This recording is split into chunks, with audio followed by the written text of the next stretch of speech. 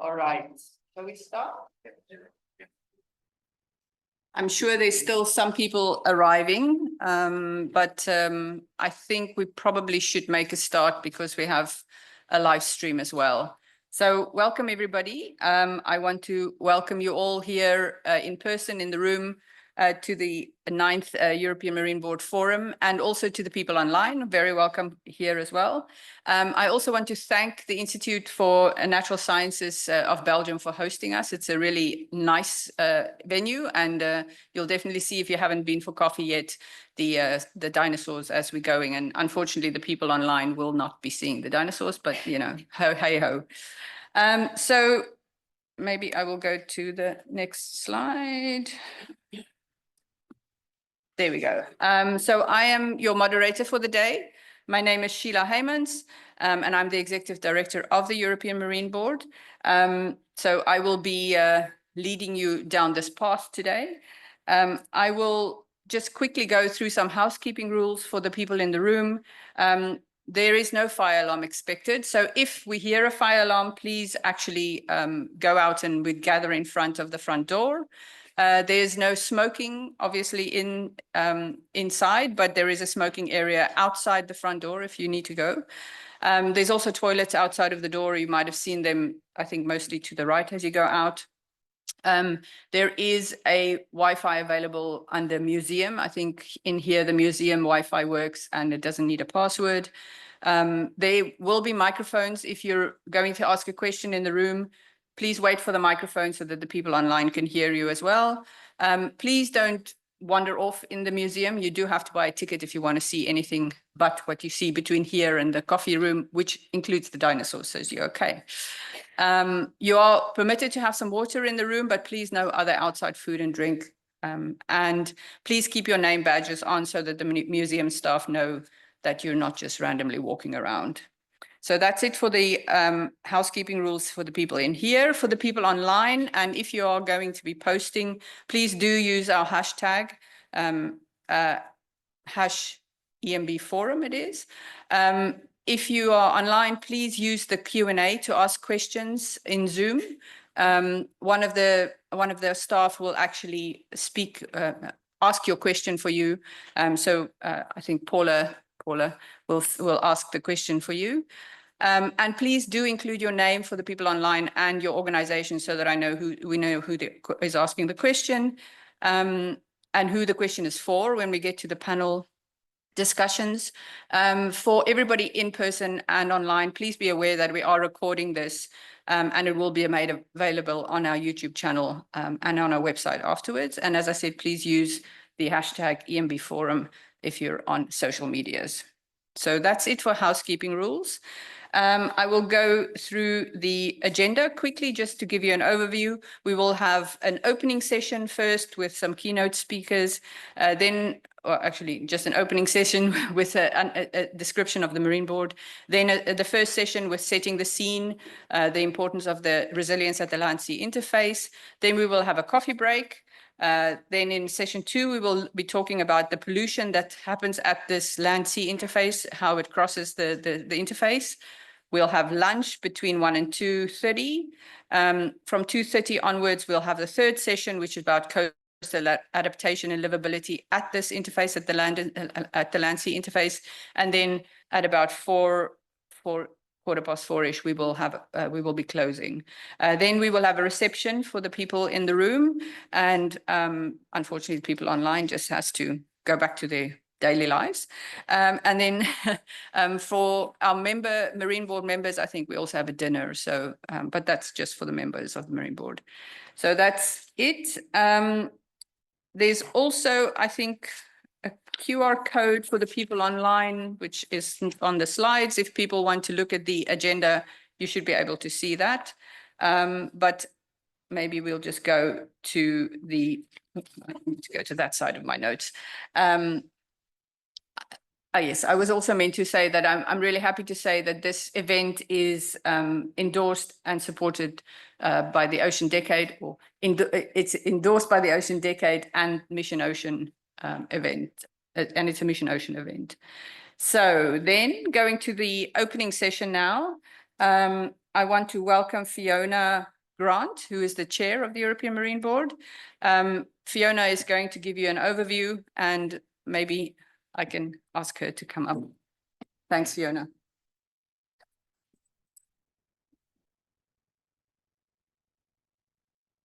Thank you so much. So welcome to you all on behalf of the European Marine Board to our 9th Forum event.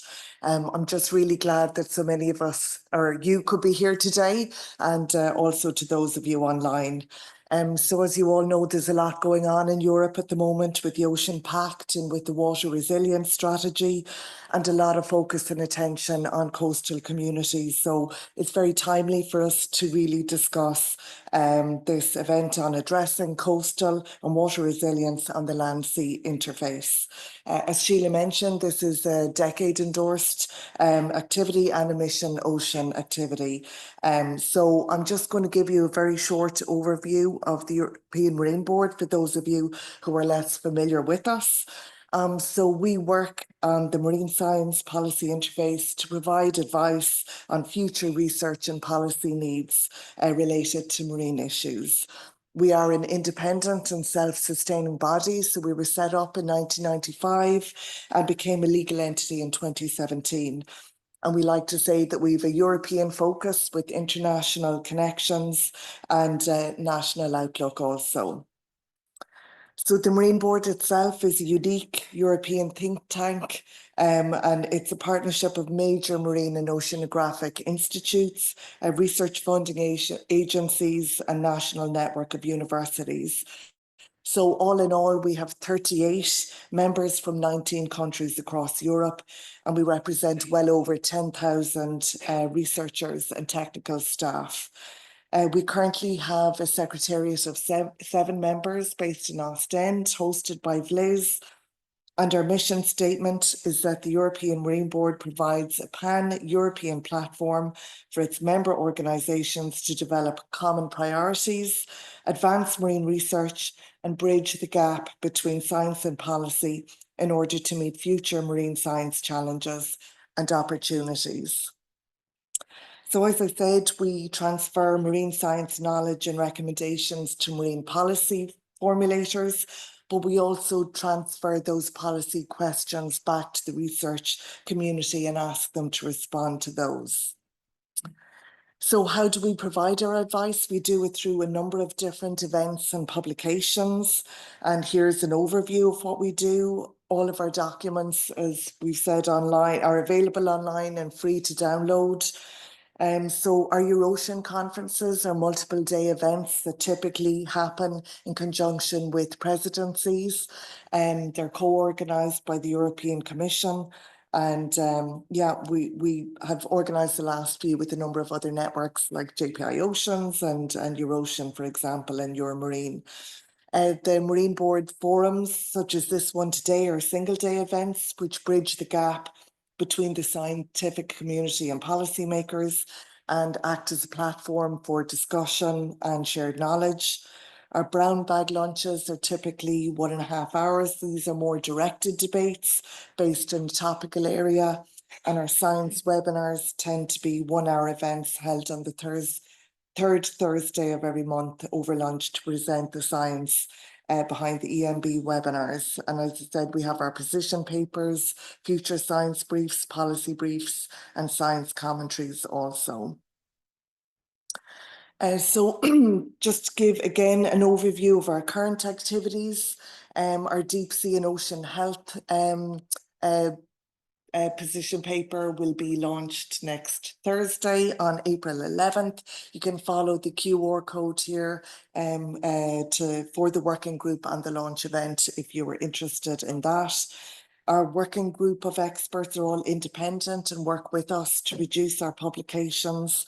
And the Marine Board is very active in a number of EU-funded projects and tenders also. We have all of these summarised. As you know, we support the Ocean Decade. We were delighted to be one of the first implementing partners for that. As I said, we've endorsed the event today, and in each of our publications, we set out how that publication meets some of the outcomes of the decades. We discuss it in webinars and presentations. and generally communicate about the decade and also the mission to restore ocean and waters. And we track those activities for our members also. Just to present some of the EMB documents, we're very much looking forward to this interesting and inspiring event, and we have a great speakers and panelists lined up for you today. So the policy brief 12 on coastal resilience, here's our QR code to access the document, and it summarises the longer position paper on the same topic. The main scientific recommendations are outlined here. So it sets out how to improve our knowledge on how to build coastal resilience. So it includes establishing integrated and transdisciplinary research teams through engagement with local stakeholders. The next recommendation seeks to build a pan-European framework to operationalise resilience indicators and to improve clarity and standardisation. We all know that observations underpin all decision making in the face of future climate change and biodiversity loss. So investment in things like big data and AI technologies will facilitate this. And then really what we're trying to do is move towards improved predictive capacity to forecast future scenarios, and the impact of cumulative climate change predictions must be improved to translate global climate change impacts into local challenges. And then finally, what we're recommending is an investment in research on nature-based and hybrid solutions to build coastal resilience, including environmental and socioeconomic benefits.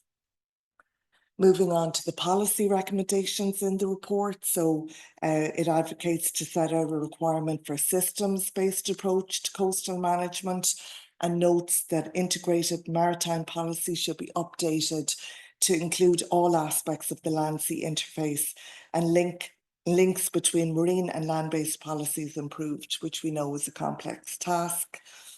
The second area looks at enhancing adaptive capacity at multiple scales. So it's called for by increasing assets that are available, and this can be finance, tools, expertise and technology, being flexible to change strategies, improving the ability to organise and act collectively, and promoting learning and development agency to know how to advance or to respond to change. When using ecosystem-based management approaches, we should include nature and people from the beginning, and nature-based solutions that consider social, economic and environmental factors, especially in marginalised communities, should be part of the planning structures and legislation. Number 4, then, the contribution to human well-being of all types of ecosystem services should be recognised and assessed with non-monetary valuation methods. And then finally, there's a proposed 6-step process for coastal managers, experts and researchers to follow to help them decide on which concepts and frameworks or combination of them to use to assess coastal resilience and implement resilience-based management. Our second document then is the policy brief 13 on navigating the future 6. Again, our QR code is here to access the document. And this again summarises our longer flagship foresight paper on the same topic. So it covers the recommendation for 4 main themes as well as cross-cutting requirements. And so here we're presenting the 4 main navigating the future 6 themes: ocean and people, ocean and climate, ocean and fresh water, and ocean and biodiversity. And the report generally recognises the need for structural change in ocean policy and management, citizen science projects, and the need for all forms of collaboration. In the ocean and climate chapter, for example, the focus is on addressing knowledge gaps, for example, in IPCC reports with low or very low confidence, and researching the triple threat of warming, deoxygenation and acidification.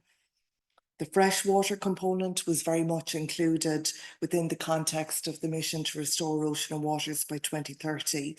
And some of the recommendations include harmonising monitoring and reporting methods between freshwater and marine ecosystems, and using nature-based and cost-effective technologies for emerging and heavy pollutants and legacy pollutants. And the last intervention area is on oceans and biodiversity, and this section recommends promoting all initiatives to increase biodiversity knowledge and capacity building, including the DTO, citizen science, recovering lost knowledge, and using traditional and new tools. So there are a number of enablers that traverse all 4 themes, which act as accelerators for the intervention areas recommended. So in this Navigating the Future 6, we specifically want to highlight a solutions-oriented role that the ocean will play in solving the crises that we've created and in underpinning a sustainable blue economy. And the report calls out that solving the ocean's problems will require concerted efforts from politicians, industry, the public, and the finance sector. So I'm really looking forward to hearing all of our panellists and discussions today. I'm going to hand back to Sheila now to introduce our first speaker. Thanks again to you all for being here, and enjoy the day and discussions ahead.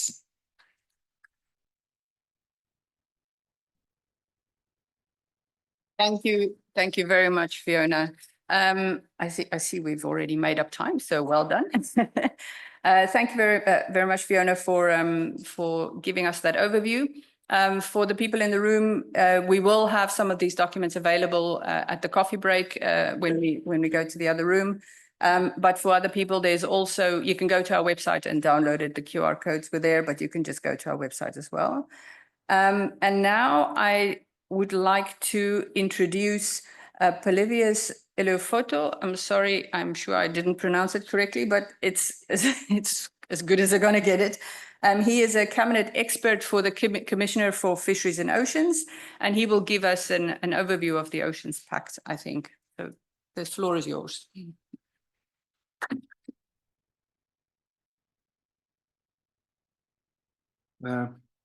Thanks. Good morning, everyone. Can I flip it over the screen or? Huh? Okay, I will move. I will be on the side. Okay. Good morning, everyone. Ladies and gentlemen, distinguished guests, on behalf of the European Commissioner for Fisheries and Oceans, Mr. Kostas Kadis, I would like to thank you for this for your kind invitation to address the 9th European Board Forum. Commissioner Kadis sends his best wishes for a very successful forum and for enriching exchanges. It's my privilege to join you here just as we are preparing the European Ocean Pact. The European Union's maritime heritage is unmatched. 22 member states have direct access to seas and oceans, with the sea surface area 4 times larger than its land surface. In essence, the European Union is an ocean union.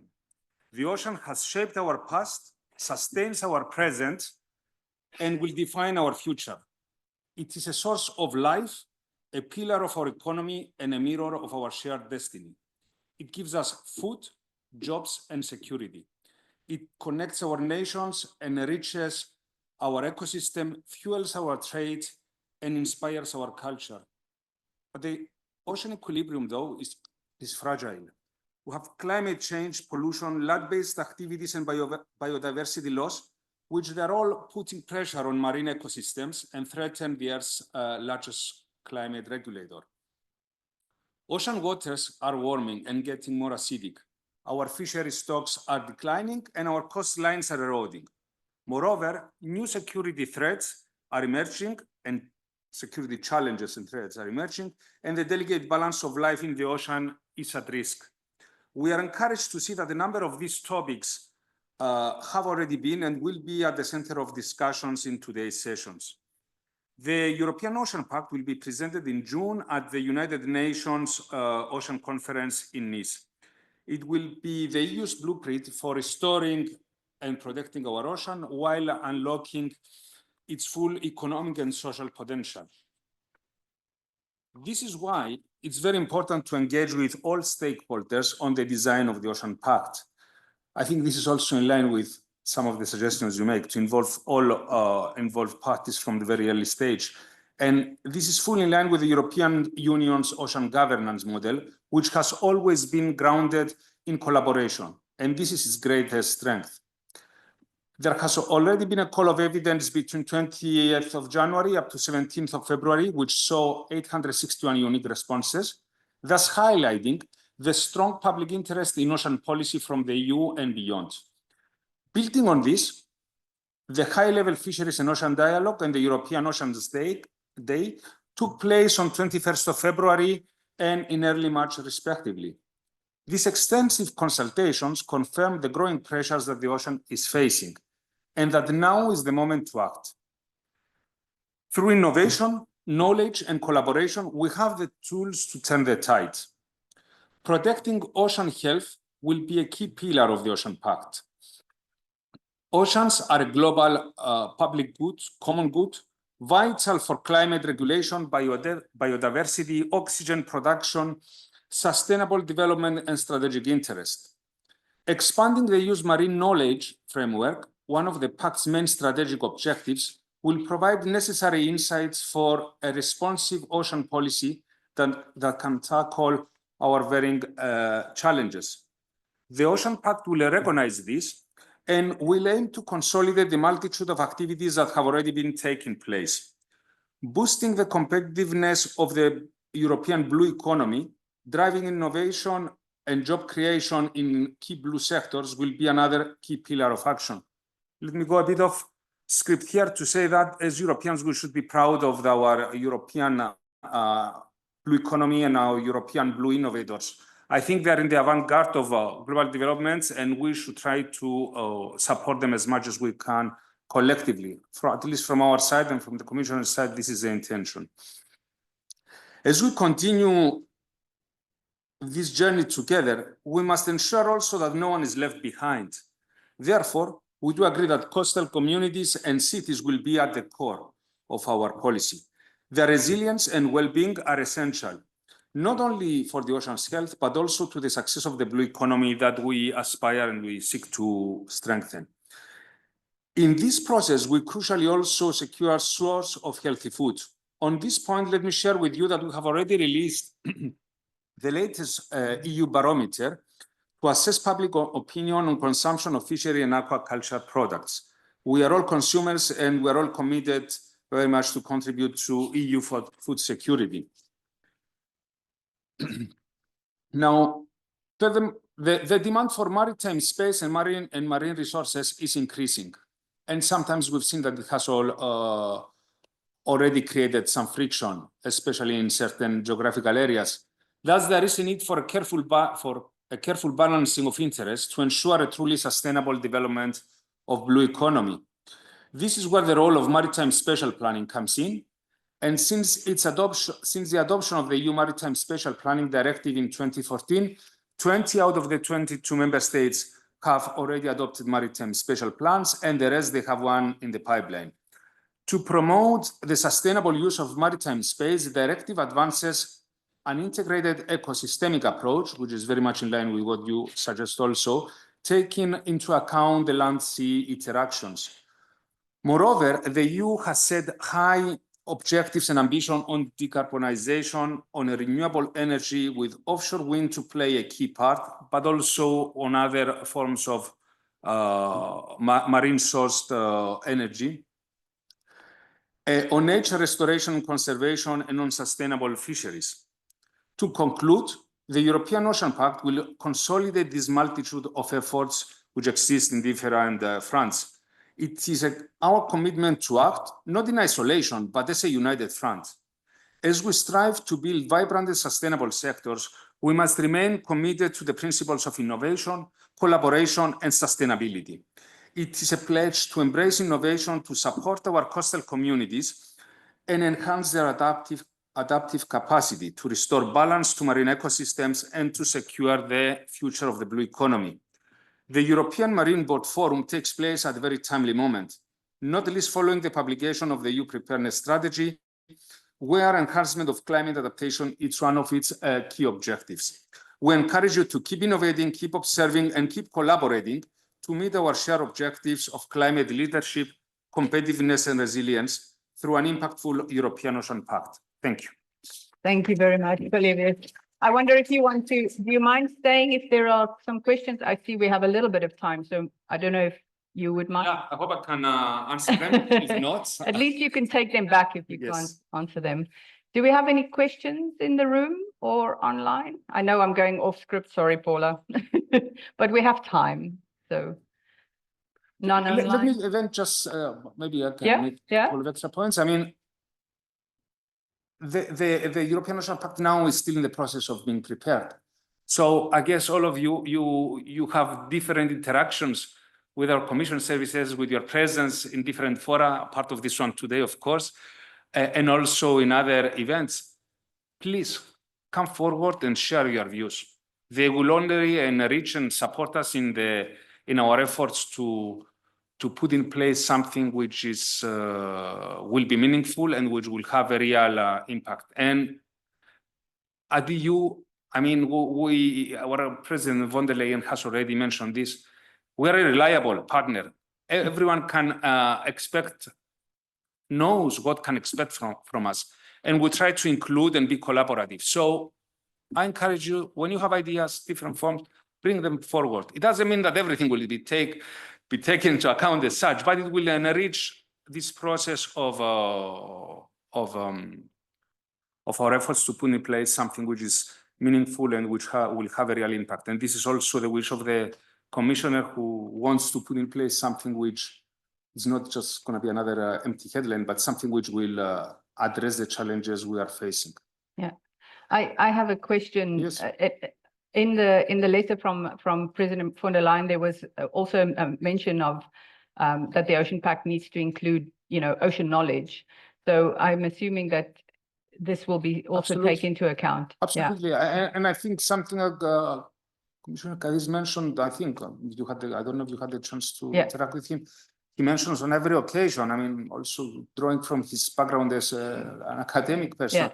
He wants to make science-based policymaking, and I mean, scientific knowledge is most useful, and it's there to guide us. Of course, we know sometimes, there is a scientific, suggestion per se, and there is the ground reality, and then the political, the challenge of the politician is to find a compromise between the two. But certainly that compromise will not be disconnected from the scientific advice. And I've heard, I'm new in the field, but I've heard that your body, enjoys high reputation for its advices, and so please keep them coming. Thanks. Thank you very much. Juan, hold on. I think we need a microphone. Sorry, we have 10 minutes, so. Thank you very much. Yeah. Hello. Yeah. Yes. Thank you very much for your presentation. I am, in fact, a former commission official working in DG Mare. So I retired 2 years ago. Now I am at university doing political science. Nice. I contributed to the consultation. One of the things I suggested is to have some sort of, in agriculture, they call it agricultural proofing of policies. So because I think the idea of the pact is to have a very comprehensive approach to oceans policy, comprehensive meaning that other policies that may affect oceans should be looked at or scrutinized to see what is the impact that these policies may have. So this could be something perhaps to consider, some sort of oceans proofing when proposals are being made in other policy areas.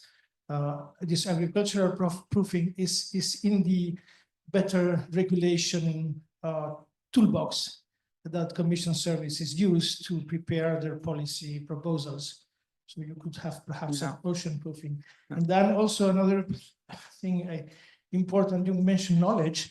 For fisheries, the science policy interface is very structured. So you got the Scientific, Technical and Economic Committee of Fisheries. STCF. So with the integrated maritime policy, I think there was some sort of expert group, but I think that the Ocean Pact is perhaps the IMP 2.0, but stronger and perhaps better structure.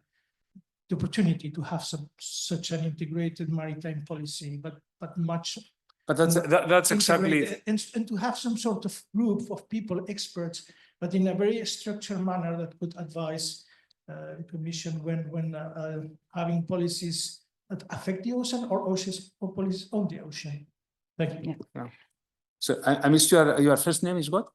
Her name is Juan Rojo. Yeah. Juan, thanks for your question. I'm very encouraged to see that in every place I go, I mean, newcomer to see, but to see all how to say past colleagues who move to a new chapter in their life, but they still they're still engaged. This shows a huge commitment, and I'm encouraged because it means that my colleagues who are there, they are equally committed. So I'm sure they will take these things into account. I mean, I will start from your second point that because it's very correct. And I think I didn't mention it. The issue of governance also will be involved in the Ocean Pact, and within that context, I mean, we strive also to see how we can have a kind of this consultation process being more integrated. Now, I take to come on your first point, which is on ocean proofing, which I take it. I understand where you're coming from, but I will tell you the experience we had. You know, there was a there was this process of sustainability proofing, which I had to work in the last 6 years when I was working on the InvestEU program, which it's a very noble objective. It was very great noble intention, but its transposition to implementation was a different story. And in where we tried to do something, in essence, we had a huge backlash. It doesn't mean that because it created a huge administrative, how to say, process for the interlocutors, for the recipients, for the intermediaries, which, as you see now, we're in the process of, how to say, lighten up the administrative burden so that, you know, to boost our competitiveness. We try to take out, let's call it the fat of that process and to focus, you know, on what is in place. At the time when that was there was a sustainability proofing, I was working DG Employment, and we wanted to put in forward also a social proofing. And here you mentioned also a kind of ocean proofing. I think we will strive to see how we attain the objectives of such a process, but without creating undue unnecessary burden to our industries, because at the end of the day, the ones who have to bear this process we put in place, no matter how noble it's their objective, is the SMEs, and sometimes it's counterproductive. But I take your point that we need to. I think we need the. No, but we take, yes. Yeah.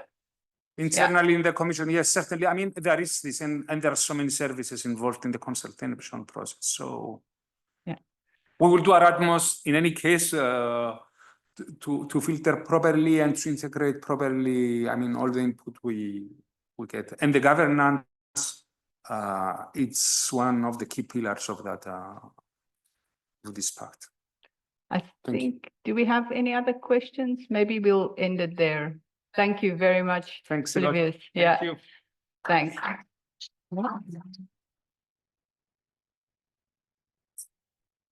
So I think we'll go back to the script now. I think Juan's point about the ocean proofing is something that I think is also important for safe thinking about the CAP. So if you think about the agricultural policies, it also has an influence on oceans, and I think that's maybe where he was coming from, or certainly that's how I understood it. Yeah. Okay, so moving along, I think we will go to the first session now. I think we've already sort of started here, but we're in the setting the scene at the Land-Sea interface. And now it is my great pleasure to invite the chair of I must read it correctly, the Intergovernmental Science Policy Platform on Biodiversity and Ecosystem Services, David Obura, who is also the director of the Coastal Oceans Research and Development in the Indian Ocean organization in Kenya. It's very complicated. Cordio, it's called. So David, the floor is yours.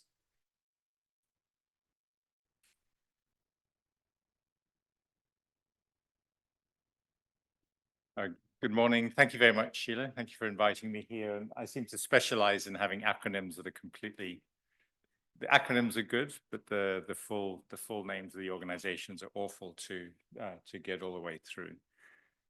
So it's a pleasure to be here, speaking mainly from my role as the chair of IPBES now. And we do have a whole video and a communications department that say we should be saying IPBES rather than IPBES. I think just to differentiate ourselves from our junior sibling. And part of the reason for coming is that there's a great opportunity for me to connect between sort of my past world and the present one. My past world being very much the coastal oceans space, focused on coral reefs, working in Eastern Africa on aspects of climate impacts and coral bleaching, small-scale fisheries, coastal resilience, trying to work out how to address those challenges in the East African context. But then, of course, coral reefs are a globally distributed ecosystem, so that's relevant around the world as well. That relates very strongly to the focus of IPBES in terms of its science platforms, and of course, even the discussions this morning, just getting some tea, and then some of the conversations already in this opening session reverberate around these same issues. So I'll go through some of those from an IPBES framing. And the idea here is to try, and many of you may know IPBES very well, but perhaps not all do. It's great to be presenting in the European Marine Board as a science policy interface. And part of the challenges we have in a global body like IPBES is making sure there's sufficient oceans representation in what we do, whether it's in expertise and authors, but then also in uptake of the assessments that we put out, policy development, and so on. I have liked using this depiction on the left of the coastal space in the center and the SDGs, because I think the Sustainable Development Goals are basically a hypothesis on sustainable living from an international policy perspective. But they did try and interpret what sustainable living means at a local scale. And they've, of course, negotiated into often very remote text when you look at it from a local context. But it works. And I think it's very useful to come back to that always.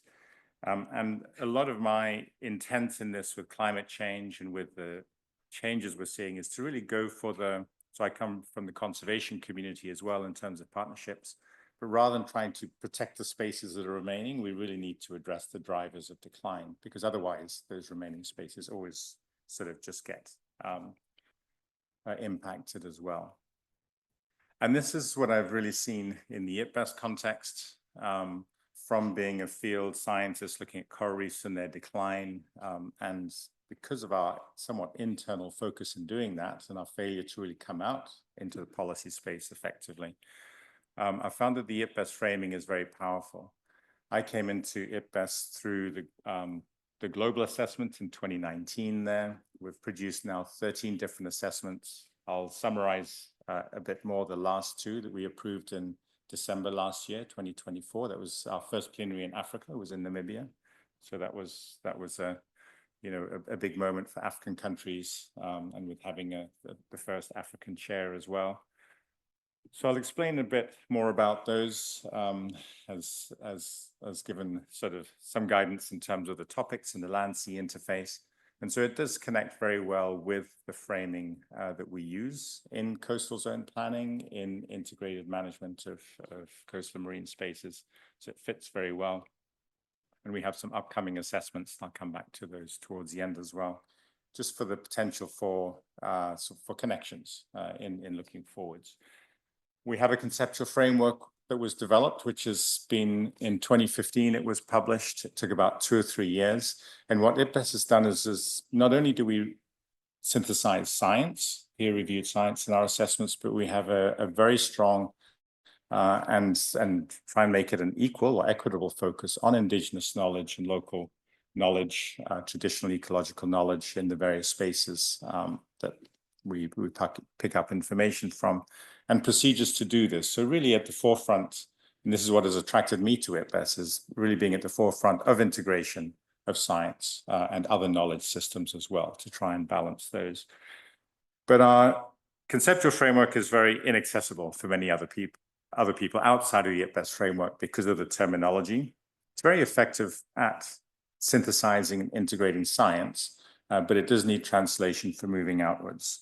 Now, the global assessment, that I'm sure many of you are familiar with, really did the main work of putting IPBES on the map and did a huge amount of quantification on the state of nature as well, but really looking at this contributions from nature to people, or a broader framing of ecosystem services, and looking at trends in those as well, most of which are negative, some of which are positive, and then also looking at the direct drivers of nature's decline and the declines in those contributions to people as well.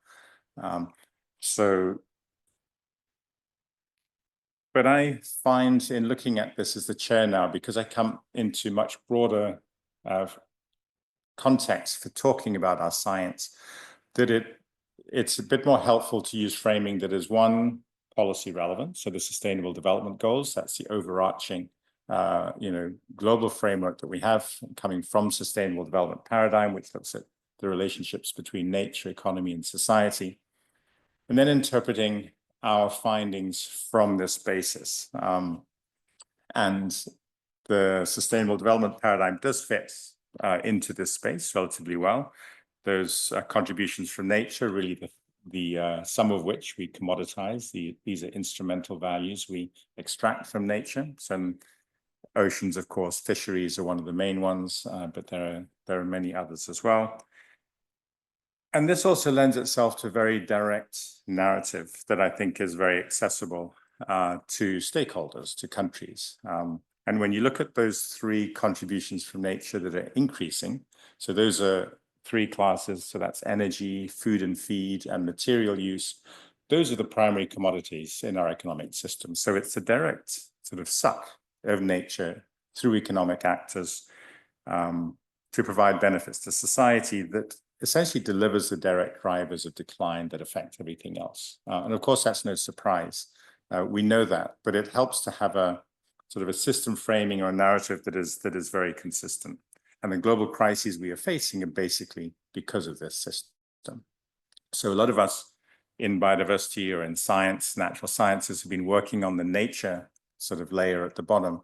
But unless we look at these interactions explicitly, which of course is what this whole integrated framing around coastal management is about, we don't get very far. But now with climate change, of course, as a major driver, and we've been looking to carbon sequestration in nature as a primary mechanism for carbon mitigation. Of course, if we just go ahead and view that as a commodity, just like any other, which is what the first sort of 10 or 15 years of carbon markets are doing, you just increase the drivers of decline to other parts of nature as well. Unless you have a system model that really understands the balance in the system, we're not going to achieve a sustainable result at the end of that. So we really need to shift our perspectives in understanding how to work with nature to resolve the challenges that we have imposed on top of that. Now, this is very much the framing of the two assessments we've just approved, the Nexus Assessment and Transformative Change. The Nexus Assessment was really looking at balanced solutions, co-benefits across multiple sectors, looking at these different contributions from nature to people and value chains. And then the Transformative Change Assessment, looking at transformations to sustainability, bioeconomy, circular and equitable solutions. And so I found that this is, in order to communicate why did we do these two assessments over the last 4 years, the investment of time we put in. To me, this provides a very good sort of way to connect them together, because they're quite different from each other, but they're also very complementary at the same time. So in looking at these two assessments, and what I'll do is I'll just do all I can do in the time I have is do a quick overview of the two, because they're, of course, quite large and complicated documents. But seeing, depending on the questions you're asking, which of these might be most relevant for moving forward. So the Nexus assessment, the countries agreed or gave the mandate to look at interactions between biodiversity, food systems, water, health, and climate change. So 5 Nexus elements, building on the literature, very extensive literature on Nexus interactions. But essentially what this is doing is really looking at 2 of these elements are in the nature bucket at the bottom, 3 of them are in the economy bucket, and all the interactions and interlinkages between them. It's very actor focused in that sense, because a lot of the interactions are driven at actor level by farmers, fishers, companies, towns, municipalities. So very actor and solution focused, and looking at minimizing trade-offs, of course, in these interactions and maximizing co-benefits. And then looking upwards towards societal values and governance, and how do you actually make this happen, that they called Nexus governance in that assessment. The transformative change assessment, on the other hand, was charged to look at the underlying or root causes of the situation that we're in. And so this is very much looking at value systems from different people. I'm quite happy to make this presentation available. So, I do a lot of transitions. So if you take a lot of photos, you'll fill up your cameras quickly. So looking at the indirect drivers, whether we share benefits or not in society, how well we do that. And then the transformations and risks associated with shifting practices and effects on nature and so on. And these 2 meet in the middle, depending on the context and the question. It might be, you might get more from one assessment or the other, or finding elements in both to connect together. And I think in the complex interactions in the land-sea interface, of course, this is very much what our sciences and our science policy practices address on a day-to-day basis. So just a quick, so how does the transformative change assessment sort of frame this space? It's looking at the underlying causes that lock in current political economies. Now, this is a illustration from the global assessment in 2019. It's one of the iconic ones that came out. The assessment did a great job of quantifying the direct drivers. What is the proportion of nature's decline that is attributable to the 5 direct drivers that it best identified, separated by terrestrial, freshwater, and marine systems. And there's quite a lot of text in that in the global assessment. But direct drivers are driven by indirect drivers, and that's a lot harder to deal with. And so we didn't actually quantify these in the global assessments, but identified these 4 large buckets of indirect drivers, and then had a little strip on the side of that of values and behaviors. This wasn't really possible to deal with at that time. But the transformative change assessment really looked at the literature synthesizing information on transformations, underlying causes of the current situation that we're in, and really identified 3 underlying causes. And these are written out as disconnection from and domination over nature and people. There's a whole syndrome of causes in that bucket. Concentration of power and wealth, and prioritization of short-term individual and material gains. Of course, these integrate with each other, and you can't fully separate them from one another, but these are 3 large areas that really underpin, and what they also identified is they defined what transformative change is, because the global assessment identified that transformative change is necessary for any future sustainable pathways. We can't reach them without transformative change. And it identified what transformative change is, but there's been a lot of discussion since then, and the literature doesn't necessarily agree fully. And so this assessment identified that transformation really means changes in views, structures, and practices that underpin what we do. Views are the way we understand things, structures the way we organize things, and practices are the things that we do. And you can approach change, transitions, or transformation from any one of those, but real transformation happens when you get through all of those 3 groups of things together. And these three underlying causes of the current situations essentially lock in a number of syndromes, which also are very recognizable. These are sort of sets of indirect drivers that they saw in the literature are common across the world. So relations of domination over nature and people, economic and political inequalities, inadequate policies and unfit institutions, unsustainable consumption and production patterns, and poor application of technology, knowledge, and innovation. And again, there's no real surprises here. When you read through these lists, these are the things we're quite aware of, that we're challenged with in the various projects and the government policies and so on that we work in. But what the assessment has done is to really combine knowledge that is in the literature and that is out there in practitioners to really say, okay, well, this is where we are right now. The point then is to sort of see, well, how do we change that? And what they found, just like looking at these sort of, you know, three underlying causes, these five syndromes, transformative change isn't just an easy thing that you can describe a flow from one thing to another. It's many different things together. And so what they identified is that they say that transformed views, structures, and practices for a sustainable and just future, so not just any transformations, but moving towards sustainable and just future, involves, there are 5 key strategies and associated actions that they identified. There's a number of enabling principles. It depends on, is facilitated by positive visions, and there are roles for all in society, so government, civil society, business, and so on. So I won't go into all of these because there's a lot of detail here, and you can get it from the summary for policymakers of the assessment. But just to give an insight of the key strategies, these 5 strategies that they identify.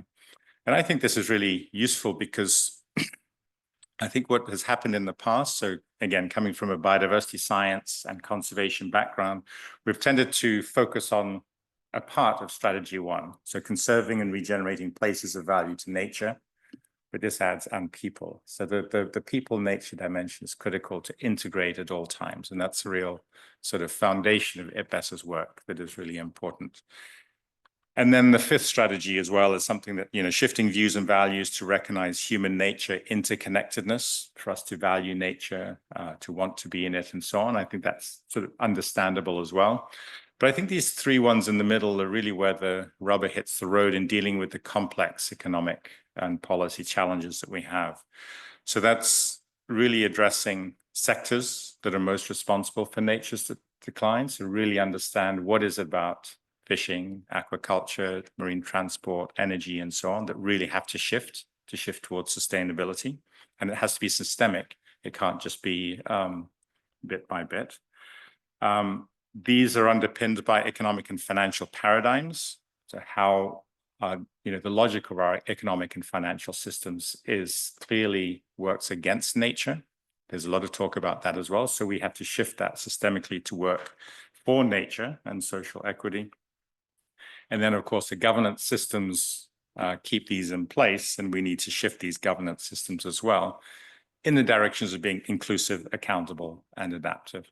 And unless we address these 5 strategies, you know, we won't get to transformative change. We won't push things in sustainable and just directions. It takes investing in all of those. Shifting to the Nexus assessment now, just to give a quick overview of this. So this was looking at interlinkages and codependencies among sectors, challenges, and solutions. So those 5 Nexus elements with this pictorial on the right that we put together for the SPM, but really making the case that the Nexus interactions are, of course, very complex, and it was very challenging assessment to synthesize from the complexity of individual studies and what they're looking at. Examples and case studies are very important. And so this complicated flow diagram that I won't go into over here just shows how, if you look at sort of 2 main elements, such as land use change at the top and reduced biodiversity at the bottom, there's a number of different boxes that relate to each of the 5 Nexus elements and cause-effect relationships between them and complex flows, and the necessity of really going into the details on all of those. One of the chapters looked at future studies undertaking projections into the future of multiple nexus elements, not necessarily all 5, but 3, 4, or 5 elements or more together. And really identified that from the literature, the studies that have been done so far, so that of course there are gaps in the knowledge that are important, they identified 6 groups of archetypes or clusters of outcomes across these 5 elements. So biodiversity, water, food, health, and climate. Some of them positive, of course, some of them with negative components. And when you look at those, you really see that these 2 at the bottom are really continuation of current trends. So either nature overexploitation or prioritizing food production, which is one of the primary policies that we have had in recent decades.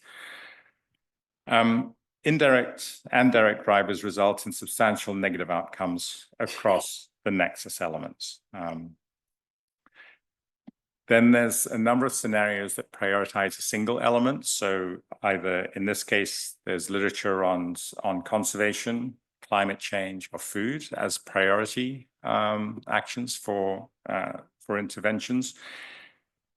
All of these, when they don't plan effectively to minimize impacts in the other elements, they result in trade-offs across the nexus. So you do see positive, the blue up arrows in each of those X first scenarios, positive for that element, but negative or variable across the other elements of the nexus.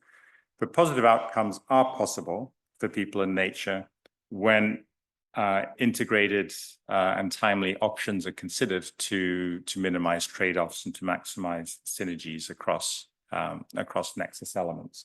So there, the balanced nexus sort of has a priority clearly on food and health, so somewhat of a people focus in those sorts of projections, and with a focus on nature, but considering all the other elements as well, also positive interactions across those. So it is possible, according to the modeling and projection literature and moving forward, but of course it takes a lot of planning. Now, a large part of the assessment looks at response options that already exist. So in each of those 5 areas, the authors prioritized 15 promising response options, they called them. These are sort of management interventions or policy interventions. And then to try and integrate across them, rather than present each of these 5 separately, we also tried to integrate them together and identified 10 groups of response options. So one group related to conserve ecosystems here, and you can see that one of those in the codes on the sort of the inner circumference, you can see the color codes for different nexus elements. So one from biodiversity, one from food, one from health. So you can have planned responses, e.g. from the health sector, this one being on forest conservation for health, that have positive impacts on nature. There was a large group of response options on restoring ecosystems, and then going around the circle, managing ecosystems, consuming sustainably, reducing pollution, integrated planning and governance, managing risk, ensuring rights and equity, financing, and then a small group of other ones as well. So it's very clear that there's many positive actions that already exist, and often what makes the biggest difference is how they're implemented and how they are planned and what the process of doing that is and how inclusive has that been.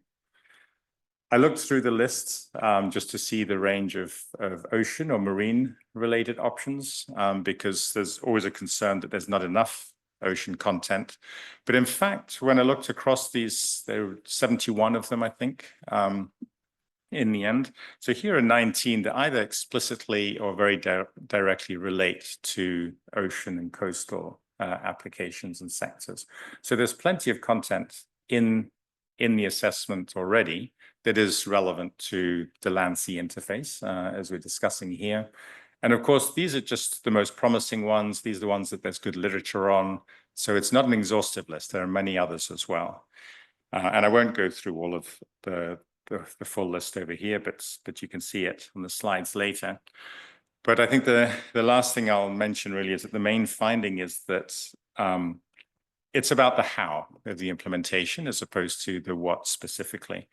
And there is a an illustration on Nexus governance, which I haven't put here, that shows essentially a bit of a roadmap of 8 elements and 3 groups. And these are already have come up in some of the policy briefs that Sheila introduced, or sorry, that Fiona introduced at the beginning. You know, some of these elements are about scoping the Nexus interactions first, and then very strategic coordination and alignment amongst actors, and then actions around scaling up, things like that. So if you do those effectively, and then many of the response options also work very well together, either in sequences or bundles. So some become enabling conditions for others. And so that's the importance of this integration across policy sectors that we've already talked about as well. So my last slide here then, and just sort of next steps for IPBES in pointing forwards, I think one, accessing the 2 assessments, the Nexus and transformative change. I've got links for those Zenodo links on the first page of the presentation. Those are the summaries for policymakers. So the main chapters the transformative change should be out this week, I hope. And Nexus is a longer document, so it's going to take a bit longer than that till the end of the month. But as soon as possible, those will be out, and then the full sort of richness of the detail can be accessed. But then we have a range of assessments coming up moving forward, and thinking about, you know, the European Marine Board and the work that you do, and that, you know, a lot of the activity that you have in your very active network is what are the opportunities for interacting with these assessments. Of course, the monitoring biodiversity, spatial planning and connectivity are highly relevant to marine planning in the coastal zone. They were requested by the Convention on Biological Diversity. But I hope that what I've shown so far, particularly with the SDGs and the nature economy society model, is that really I would like, so I'm certainly pushing that IPBES become recognized not as the biodiversity panel for the conventions and the UN system, but really about how nature supports economy and society. So just as relevant across all UN platforms and in multilateral processes. It's a bit late to sign up as authors for these assessments, because I think we've just closed the window on the global assessments as well. But you can be reviewers, which is incredibly useful. Early career scientists can be fellows. Inputs to the literature. These assessments are based on what's already out there. So those papers and studies that you have are really important to get them in. We have about a year before the end date of each assessment, when there has to be a cutoff because of the review processes. And then in the policy outreach and impact is very important for engagement. And we're a very small secretariat, and we have some task forces working on this, but we have very wide author groups and participant groups that can engage and bring the knowledge into various processes. And we look forward to supporting that. I guess I'll finish there. Thank you. Thank you. Maybe you can stay, because I think we do have some time for questions, maybe 5 minutes. If we have any questions. Paula, do we have anything online? We have a question in the middle there. I think it's Louis. And please introduce yourself. Thank you. My name is Louis Cellier. I'm from the Climate Service Center Germany in Hamburg, Germany. Thank you, David. Reports are downloaded, ready for reading tonight. But I've got 2 questions. Firstly, can you clarify or if there is a sequencing between Nexus governance transitioning to transformation? So what's the relationship between Nexus and the transformative change? And then the second question is simply, the 2019 report is convincing with regard to downward trends or negative trends for basically everything that's good to us. So all of the biodiversity, landscapes, ecosystem, species, all downward trends. But do you also in these reports measure the trend in transformative change in systems? So is there a library of positive stories of transformation of either subsystems or whole systems that we can start tracking the trend in our progress towards addressing some of the downward trends? Thank you. Yeah, great. Thanks, Louis. Great questions. So sleep well tonight when you get both of those SPMs for your bedtime reading. So yes, this is a big discussion, having these 2 assessments going in parallel meant we had deep discussions about when does nexus governance become transformative, and there's a gradient. What we made sure to do was to not limit the nexus sort of propositions to just deeply transformative processes, because there's many incremental changes that need to happen that are not necessarily transformational yet. And we don't want to discourage those by saying, oh, that's not transformative, so don't bother doing that. And the same in the transformative change assessment. They make the very deep case that it takes many elements to get to something that is transformative. The early steps may not be considered that, but don't let that slow you down, because you need those building blocks to get there. So there's a gradient.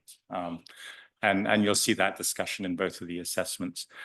And then the transformative change assessment did compile a huge database of case studies on transformation. And so two things. One, it's reported in the assessment document itself, but you can't really see the information in the summary for policymakers. One of the really interesting results they had is that they looked at the timescale to evidence of transformation.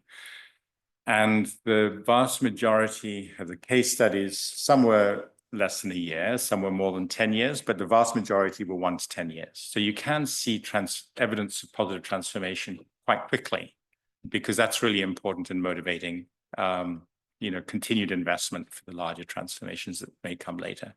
And they have just finished a paper describing that database of case studies. So that will hopefully come out soon too. So there's lots of that, and we put a lot of effort into documenting those. Thanks.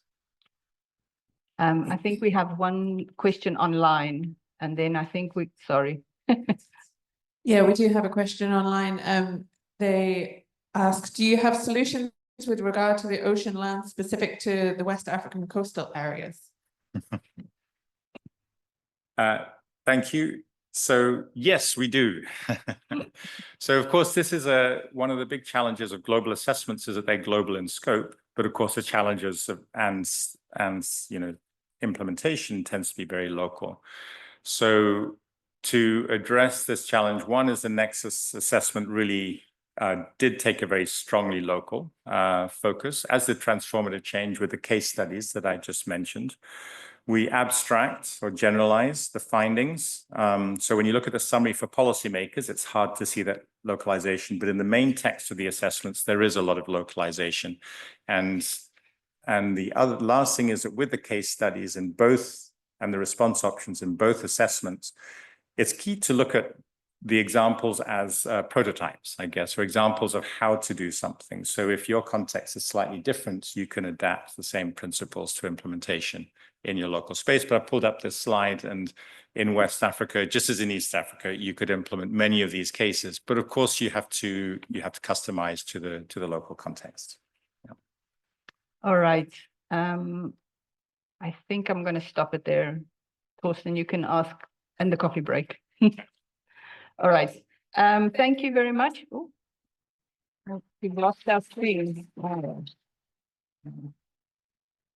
I have multiple microphones, so it's very confusing. All right. So our next speaker, thank you very much, David. That was great. I need to go to the next slide. Our next speaker is Cassandra Tocco, and she is from the University of Portsmouth. So I will give you the floor. Thank you very much.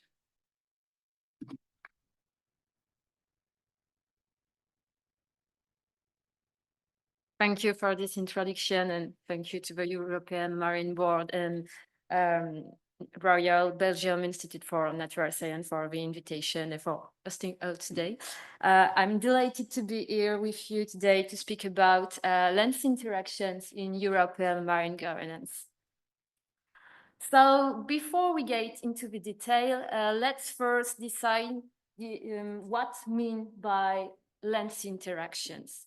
Essentially, lens interaction refer to the processes that link terrestrial environment to marine environment.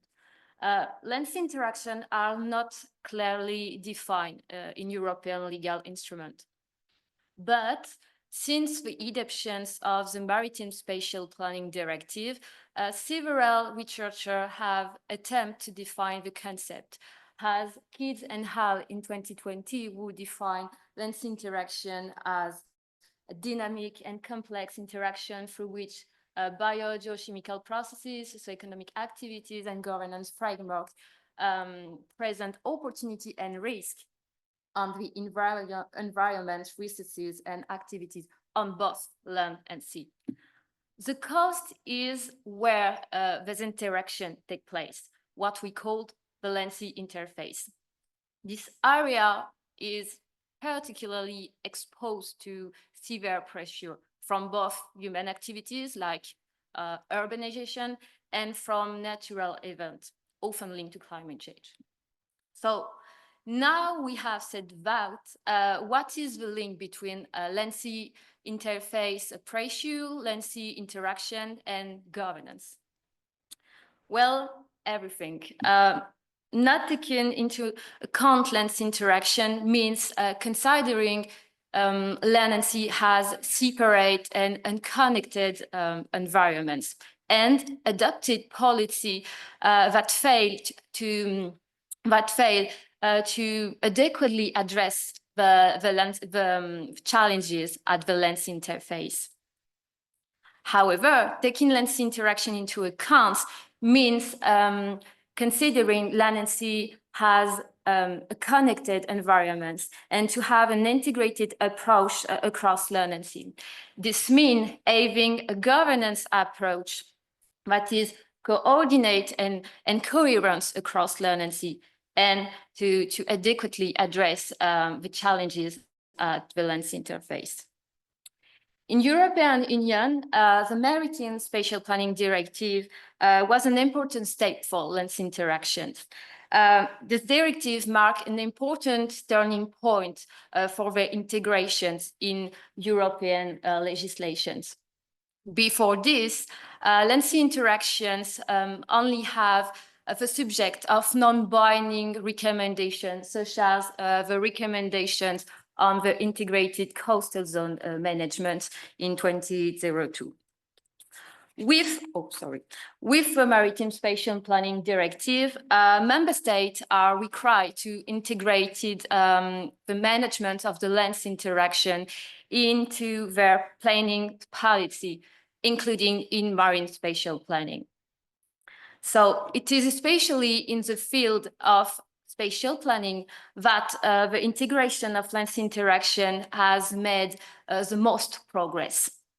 However, because there are always no however, the benefit of this first step are limited by the vagueness of the directive. Actually, the directive not provided guidance on the institutional mechanism and measures to adopt, which give to the member states the liberty to choose the policy instruments that are best suitable to their institutional context. This explains what there are a range of options for institutional and legislative arrangements to integrate land-sea interactions across European Union, depending on the level of governance chosen by member states. As governance level, ranging from local to regional scales, are not mutually exclusive. So policymakers can implement or complement strategy at different levels using a variety of instruments or options. The majority of planning policy take place within national jurisdictional entity. For example, at the national level, land-sea interaction can be managed through the adoption of a comprehensive national strategy covering both terrestrial and maritime area, but the sectoral approach is also widely used. At the subnational level, several options are available, so including integrated coastal management strategies, separate terrestrial and maritime planning system, or the extension of terrestrial planning into the management of marine and coastal environments. It is undeniable that the adoption of the Maritime Spatial Planning Directive has played a significant role in advancing land-sea interaction in Europe.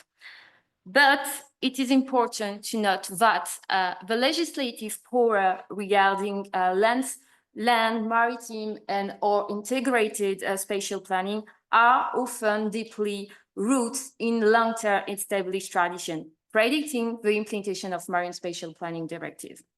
Second, there is no separation between terrestrial and maritime planning, at least from legislative perspective.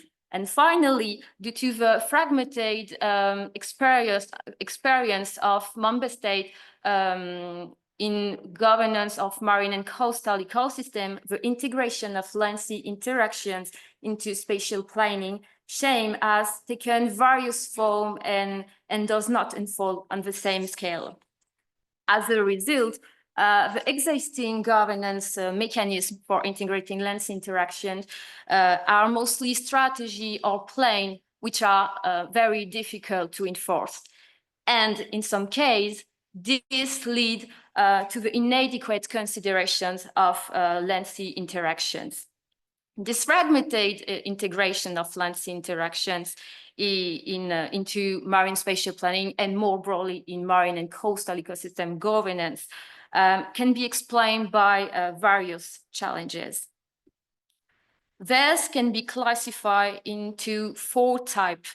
So issue-related, institutional, process-related, and knowledge-related challenges. First, it is important to note that developing an appropriate approach to address the complexity of coastal areas is challenges due to a fragmented ocean governance system with many development in related policy sections, and also because land-sea interaction encompass multiple policy sectors and operate across various temporal and spatial scales. Institutional challenge is the biggest obstacle to integration of land-sea interaction in marine governance. Why?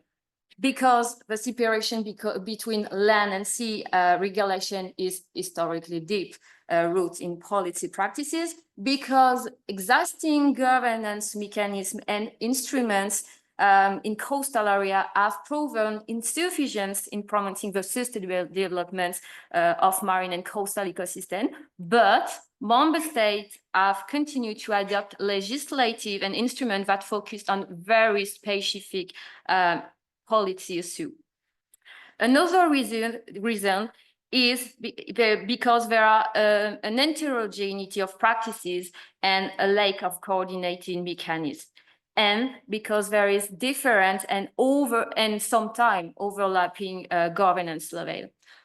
The main problem with the integration of land-sea interactions is because their integrations is generally seen as a regional, national, or local issue rather than one that transcends geographical borders and governance level. And also, there is a variation capacity between the level of governance. So we have LS integration have an institutional dimensions. Another challenge is the wide range of stakeholders. Integrating land-sea interaction in marine governance requires the engagements of many stakeholders. This can be difficult because there are many people to engage, which result as a greater diversity of interest, of sector. So it is very difficult. And because some important and particularly local stakeholders are non-organized. And finally, the last challenge is because the integration of land-sea interaction, it's because there is a lack of knowledge, capacity, and skills. So now we said that, what recommendation can be made to improve integration of land-sea interactions in marine governance? The effective implementation of European marine and coastal legislation's fundamental principle related to an integrated approach it's a good way. European Union already possesses a robust foundations to address issues related to coastal area and land interactions. Two significant concepts relate to an integrated approach can be cited in this regard: the integrated management and the ecosystem-based management. To achieve this, the development of new governance mechanisms to enhance policy coordinations is suggested. Better policy coordination should happen through new cross-sectorial and decision-making processes. And better policy coordination also has implication for responsible authority, administration, institutions, requiring vertical and so international, national, regional, and local level, and horizontal integrations across policy areas, or at least collaboration to enhance the uptake of lands interaction in marine governance. Multi-level governance approach is especially relevant in this context. To implement this, the reinforcement of the link between the maritime spatial planning and the integrated coastal zone management could be useful.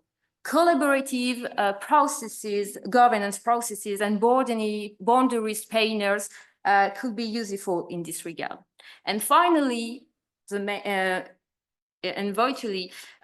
main recommendation will be to establish a policy science society triangle to facilitate the integration of lands interaction in marine governance by improving the A-level knowledge and by facilitating the implementation of measures for the involvement of civil society stakeholders. Again, multi-level governance approach will be useful in this context.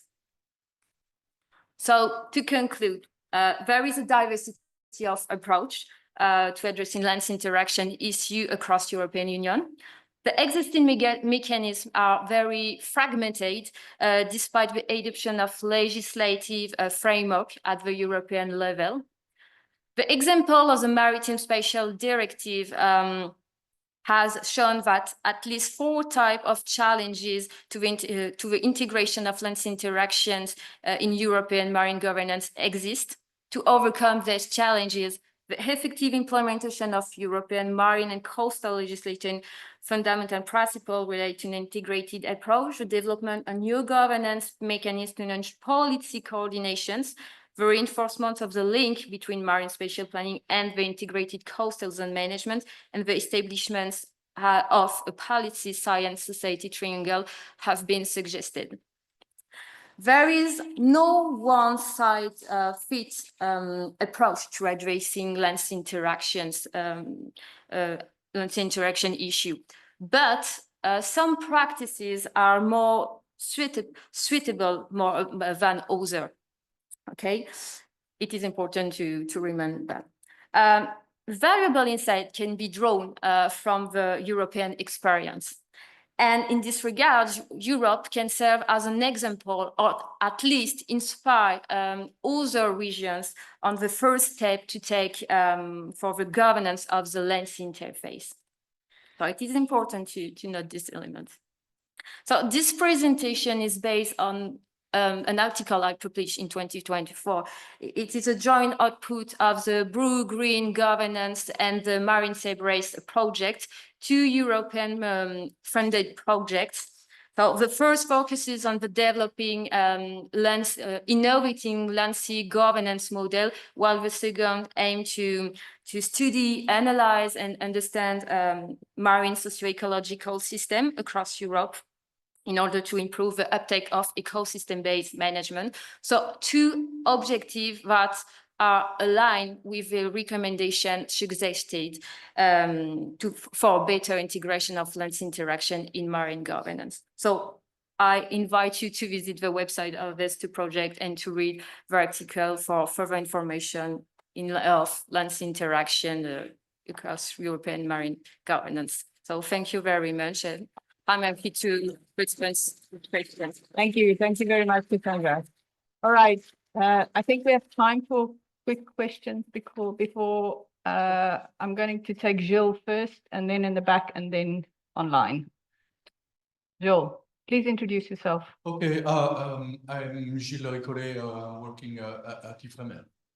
Thank you for this presentation. I would like to ask you if you're aware of the work who has been realized by the Joint Programming Initiative Oceans on the link between the two directives, the Marine Strategy Framework Directive and the Water Framework Directive, to avoid the disconnection between these two directives at the land-sea interaction. And the idea was to intercalibrate and to have, for the good environmental status at sea or inland, the same indicators and how we measure the same indicators. So it's not only on the marine spatial planning, but you have also other directives where you have to join the effort to do the land-sea interconnection. So I don't know if you're aware of that. That was 10 years ago for 2024. It was 2014 to 2017. And that was a good thing to try to connect land and sea. I don't know if you're aware of it. Yes, thank you. Yes, I agree. There are other instruments like other directives, but it is really with the Marine Spatial Planning Directive that the land interaction was recognized in European, you know, but other directive as in link with this directive, because it is not just because the problem with Maritime Spatial Directive is that it is very focused on maritime and not in marine. So maritime and marine, it's very different, and because maritime refer to maritime activity, human activity. And there are a problem with this term, because some researchers said Marine Spatial Planning Directive, referring to marine environment, marine integrated approach, you know, in marine environments. And other people said that maritime spatial planning referring only on maritime activity. So the link with other directive to protect the marine environment, it's very, very important to address the land-sea interaction issue. I'm not sure it's a good answer for you. Thanks. Question at the back. Please remind just who you are. Yes, good morning. Jos Brils, coordinator of the Lancelot project. And I really want to endorse and reiterate the remark made by Gilles. We really need to make the connection with the Water Framework Directive. Yeah. I don't think it needs an answer. Yes. I think we all agree. For online. We have no. Yeah. One last question, and then I think we can go for coffee. Thank you. So the question online comes from Jeremy Galt. He says, by adopting a sectoral approach, aren't EU governments avoiding implementing proper maritime spatial planning, which is geographical and not sectoral, and therefore not advancing the governments of land-sea interactions? Land-ocean interactions and governance have been studied for decades, and it is known what governments need to do. However, all EU states have retained land and marine policies, and in a majority of states deliberately ignore the coast and the interface. So how would you get governments to listen to the evidence and embrace good marine governance? Or because the majority of citizens live and work on the coast, will this never happen? So I'm not sure to understand. It is to What's the question? I think, how can we get governments to actually implement proper marine spatial planning, considering the interface?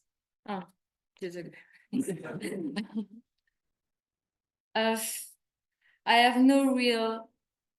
Yes, I'm researcher, so you know I'm not decision making, but I think that multi-level governance it's a good way to improve the connection between land and sea, and it is for me the only way to use this.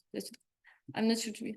Yeah, I think I'm not decision making, so I'm a researcher, so I search solutions, but decision making can have an important role to improve this connection between maritime environments and land environment. So it is very important to have discussions and to have projects like Marine Cyprus project of green governance for other projects to have case study to improve this collaboration, because it's very difficult to have a collaboration in real life, you know. All people work in land and sea, and okay, it's okay for but it's not okay. Thank you very much. I think, shall we have one last We question? can discuss after if you want during the break. Let's have coffee. You guys can discuss it at the coffee break. Just after. Thank you, everybody. So we now have a coffee break. I just need to go here. So we have a coffee break for 27 minutes, and we will come by for the people in the room with a bell, so you will know to come back. And we will be back online and in person at 11:30 Central European Summer Time.